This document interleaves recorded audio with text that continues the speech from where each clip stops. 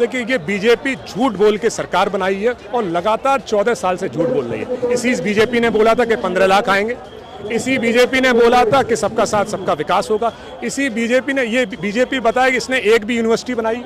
जो गोले दागे थे, इन्होंने जो लाठी चलाई थी, ये लाठी सिर्फ हमारी बहनों और हमारे नौजवानों पे नहीं पड़ी, ये लाठी लोकतंत्र पे पड़ी है। नमस्कार, दिल्ली के जंतर मंतर पर इस वक्त मौजूद हैं। यहाँ पर आप मेरे पीछे देखेंगे तमाम प्रदर्शनकारी नजर आएंगे, लेकिन यहाँ पर समाजवादी पार्टी के जसराना से विधायक सचिन, इंजीनियर सचिन पहुंचे हुए, उनसे बात करेंगे। सचिन साहब, आप यहाँ पर आए हैं, आपने क्या संदेश लोगों से क्या बातचीत की और आप जसराना से यहाँ तक आए, आखिर आपको वो कौन सी चीज लगी कि यहाँ पर आपको जाना चाहिए? देखिए, इस प्रोटेस्ट में जसराना विधानसभा के सब बड़े बुजुर्ग, सब माताएं बहनें और सारा नौजवान इस प्रोटेस्ट और इस मूवमेंट के साथ है। और वहाँ की जनता की आवाज़ थी कि जसराना की आवाज़ थी कि हम लोग यहाँ पर हिस्सा बने।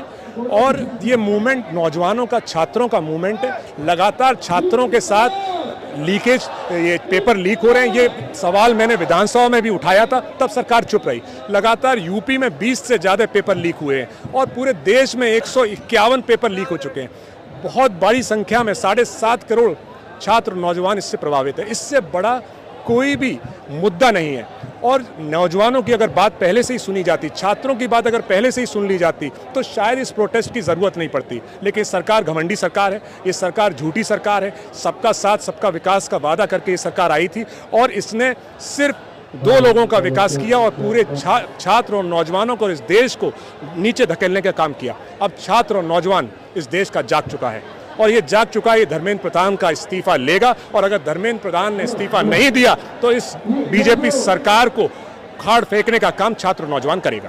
एक बड़ा सवाल ये भी है कि आप चूंकि विदेशों में आपने पढ़ाई की है, तो आप क्या अंतर देखते हैं भारत की शिक्षा जो व्यवस्था है, उसके अलावा अगर विदेशों में जो इकोनॉमिक स्ट्रक्चर है और एजुकेशनल स्ट्रक्चर है, क्या अंतर नजर आता है? देखिए, सबसे बड़ा अंतर वहाँ पर जो हमारी यूनिवर्सिटीज़ हैं उनको, अमेरिका में क्योंकि मेरी पढ़ाई हुई, तो वहाँ पर एक बड़ा बजट रिसर्च को मिलता है, बड़ा बजट वहाँ के यूनिवर्सिटीज़ को मिलता है। $1.3 बिलियन अमेरिका का बजट है और हमारा बजट उसका 2% भी नहीं है। तो जब हमारी शिक्षा में गवर्नमेंट बजट नहीं देगी, हमारी शिक्षा को बढ़ाने का काम नहीं करेगी, जब रिसर्च को बढ़ावा नहीं देगी और छात्र और नौजवानों को शिक्षा से भटकने का काम करेगी, तो छात्र और नौजवान वर्ल्ड स्टेज पे कैसे कम्पीट करेगा? वो तो छात्र नौजवानों की मेहनत है, उनकी माँ बाप की मेहनत है कि वो वर्ल्ड स्टेज पे कम्पीट कर रहे हैं, लेकिन उसमें इस गवर्नमेंट का कोई हाथ नहीं है। तमाम भारतीय जनता पार्टी के नेता कह रहे हैं कि जो विपक्ष की पहले की सरकारें थी, समाजवादी पार्टी की सरकार थी, उस वक्त भी पेपर लीक होते थे। हमने देखा है विधानसभा में भी कि मुख्यमंत्री योगी आदित्यनाथ कहते हैं कि जब सपा की सरकार थी तो चाचा जो हैं अटैची लेकर निकलते थे। इन बयानों पर आपका क्या रिएक्शन? देखिए, ये बीजेपी झूठ बोल के सरकार बनाई है और लगातार 14 साल से झूठ बोल रही है। इसी बीजेपी ने बोला था कि 15 लाख आएंगे, इसी बीजेपी ने बोला था कि सबका साथ सबका विकास होगा, इसी बीजेपी ने, ये बीजेपी बताया कि इसने एक भी यूनिवर्सिटी बनाई, ये बीजेपी बताया इसने सरकारी कितनी नौकरियां खाली की भरी।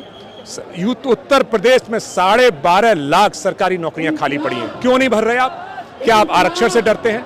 क्या नौजवान सरकारी नौकरी में आ जाएगा उस बात से डरते हैं? क्या गरीब और मध्यम वर्ग का परिवार में रहने वाला नौजवान, क्या वो आगे बढ़ जाएगा उस बात से डरते हैं? आप चाहते हैं कि यहाँ का नौजवान सरकारी नौकरियों में नहीं आए, क्योंकि वो जानते हो कि अगर सरकारी नौकरी में आया यहाँ का नौजवान तो आपकी सरकार को सरकार से हटाने का काम करेगा। बड़ा सवाल कि आने वाले दिनों में विधानसभा का चुनाव होना है उत्तर प्रदेश में, तो युवाओं को लेकर क्या आप वादे करके जा रहे हैं? क्या आप युवाओं को मैसेजिंग देंगे? क्योंकि उत्तर प्रदेश के चुनाव में एक बड़ा वोट बैंक है जो खास तौर से युवा करते हैं और इस बार कहा जा रहा है कि निर्णायक जो है वो युवाओं का वोट होगा। देखिए, समाजवादी पार्टी 2027 में सरकार बनाती है, उसके बाद जो शिक्षा में यूनिवर्सिटीज़ हैं, कॉलेजेस हैं, उनको बड़ा फंड रिसर्च के लिए, पढ़ाई के लिए मिलेगा। सरकारी नौकरियां जिन जिन विभागों में खाली पड़ी हैं उन सबको भरा जाएगा। उसके साथ साथ रिसर्च पर बढ़कर काम होगा, जिससे हमारा क्षेत्र, हमारे प्रदेश का नौजवान देश के स्तर पर और विदेश के स्तर पर आगे बढ़ सके और नौजवानों को वर्ल्ड वाइड एक्सपोजर देने का काम किया जाएगा, जिससे AI जैसी टेक्नोलॉजी और जो नई टेक्नोलॉजीज आ रही हैं उसमें भी बढ़ चढ़ के हिस्सा ले सके। आखिरी सवाल कि जिस तरीके से पुलिस ने लाठीचार्ज, जो आंसू गैस के गोले दागे थे, और उत्तर प्रदेश में हमने देखा है कार्रवाई का लंबा दौर रहा है, तो इन कार्रवाई को कैसे आप लोग टैकल करेंगे?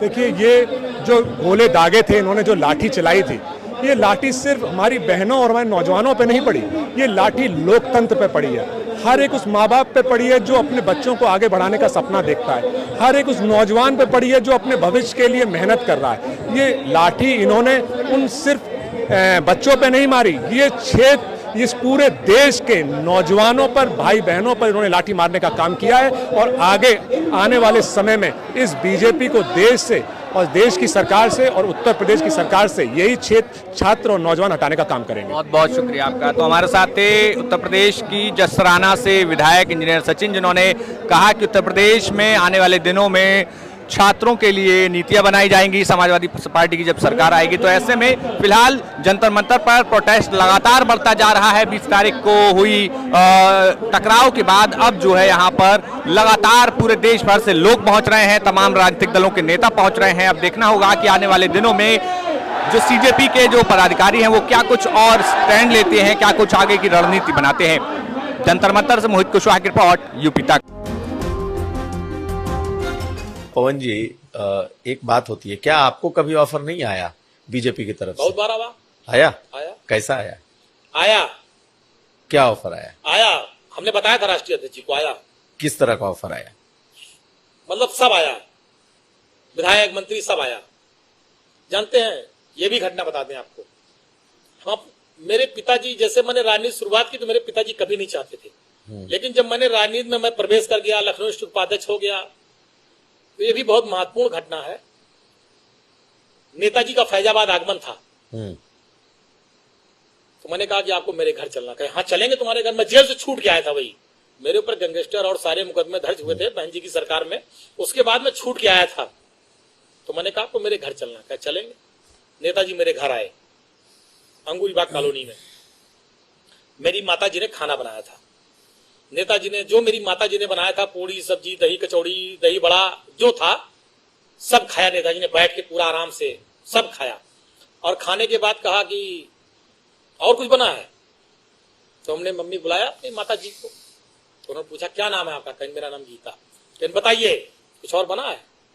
कहने जो बना था सब खिला दिया। फिर उन्होंने, मेरी माता जी ने कहा नेताजी से, ये पढ़ते लिखते नहीं है, क्या होगा इनका? नेताजी ने कहा पवन के कारण आज मुलायम सिंह यादव इस दरवाजे पर आए हैं, और देखना वो एक दिन वो भी आएगा। आज मेरे आने पे डीएम कप्तान बाहर खड़े हैं, एक दिन पवन भी आगे जाएगा, डीएम कप्तान भी बाहर खड़े होंगे, पवन बड़ा आदमी नेता बनेगा। और मुझे नेताजी ने बनाया, उस स्थान पे पहुंचाया। ऐसे थे धरती पुत्र मुलायम सिंह यादव जी। तो उसी दिन से मेरी माता पिता, मेरे पूरा परिवार का एक लगाव है नेताजी के परिवार से। जब ये सब बातें आई कुछ लोगों ने कि भाजपा वाजपा ये सब, तो मेरे पिताजी ने तुरंत मुझको फोन किया, कहा जीवन में भूल न करना, जीवन में गलती न करना। ये चीजें मेरे पिताजी ने बहुत सख्ती से मुझसे बात कही थी। मैं बहुत ईमानदारी से आपसे कह रहा हूं,